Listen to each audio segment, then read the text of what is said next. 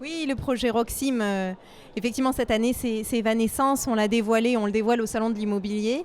C'est un projet que l'on voit ici sur la maquette, c'est un projet signé François Fontès, de 2 tours, une tour de 17 niveaux et une seconde de 10 niveaux, qui sont reliées entre elles par des serres. Alors c'est un projet assez emblématique parce qu'il il se situe aux côtés de la nouvelle mairie, dans la continuité du parc de la nouvelle mairie. Et on a voulu un projet, une architecture vivante, une architecture végétale. Donc on le voit, hein, on le perçoit un peu déjà sur cette maquette, on le voit mieux après sur le visuel.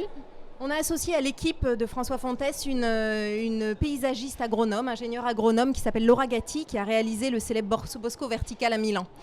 Et donc autour de ces tours vont se développer près de 2 km de jardinières avec 64 essences différentes qui ont été choisies spécifiquement pour le contexte montpelliérain, qui ont été choisis en fonction bien sûr de leurs besoins hydriques, en fonction du contexte montpelliérain, en fonction de leurs limites et leur capacité à se développer dans des jardinières.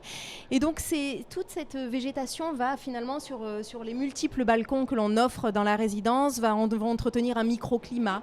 Et puis les serres des niveaux supérieurs, ce sont des espaces privatifs au logement attenant.